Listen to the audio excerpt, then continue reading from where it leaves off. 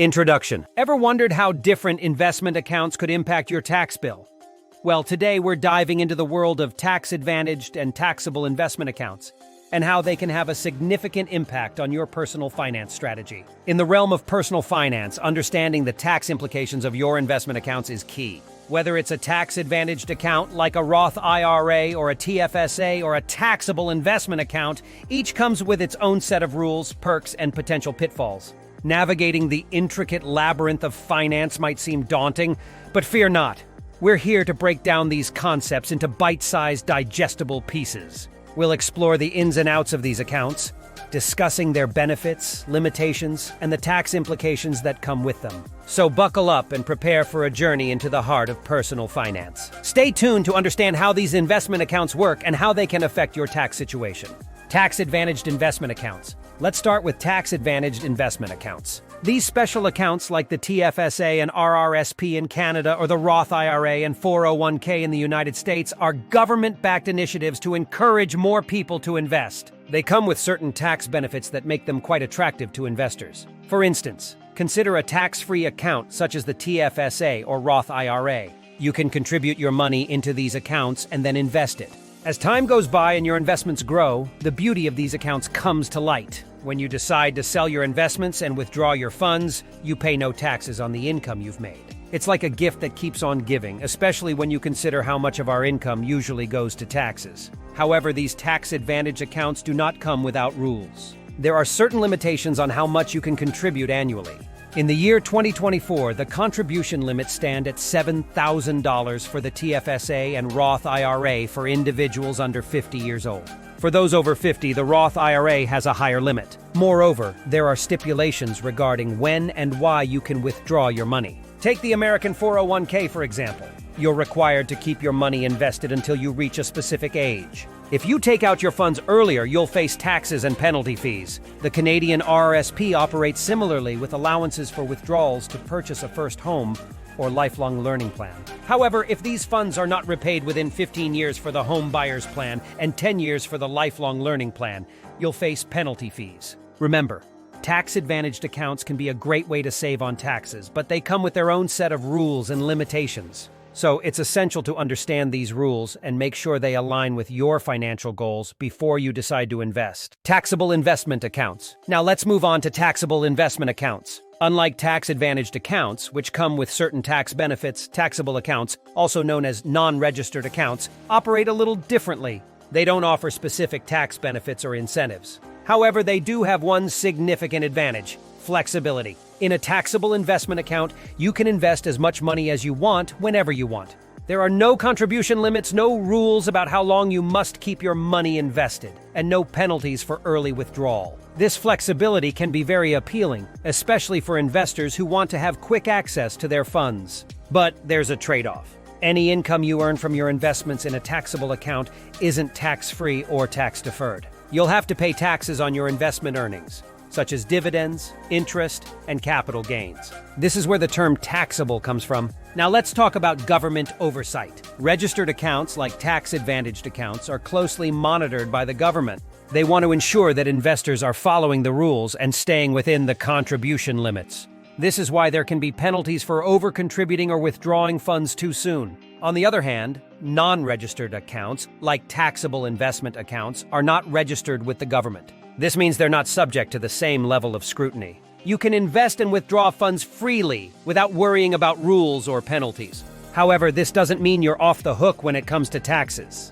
You're still responsible for reporting your investment income on your tax return and paying any taxes owed. It's important to keep track of your earnings and to understand how they're taxed. To sum it up, taxable investment accounts offer more freedom and flexibility than tax-advantaged accounts. But this comes with the responsibility of paying taxes on your investment earnings. If you're comfortable with this trade-off and you want more control over your investments, a taxable account could be a good fit for you. Keep in mind, taxable accounts offer more flexibility, but with the trade-off of paying taxes on your earnings. Taxes in taxable investment accounts. So, what about the taxes in taxable investment accounts? Well, the tax implications of taxable investment accounts are a bit more complex than those of tax-advantaged accounts. Firstly, let's talk about capital gains.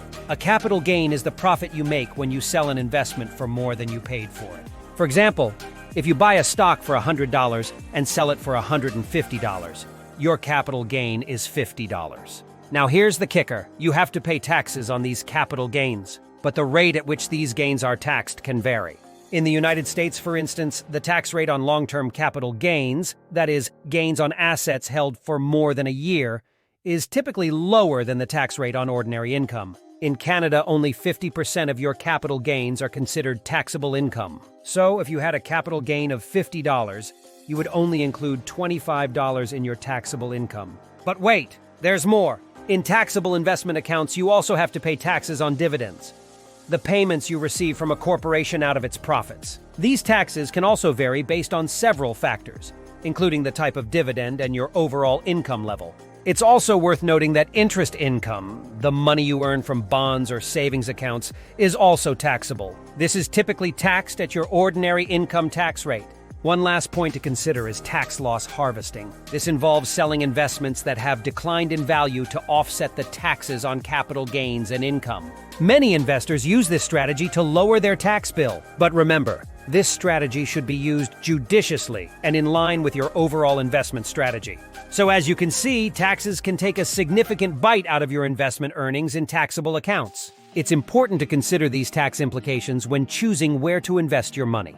Always keep in mind that the goal is not just to maximize your returns, but also to minimize your tax bill. Choosing the right account. With all this information, how do you choose the right account? That's a question we often find ourselves asking. The answer, as always, lies in understanding your personal financial goals, tax situation, and investment strategy.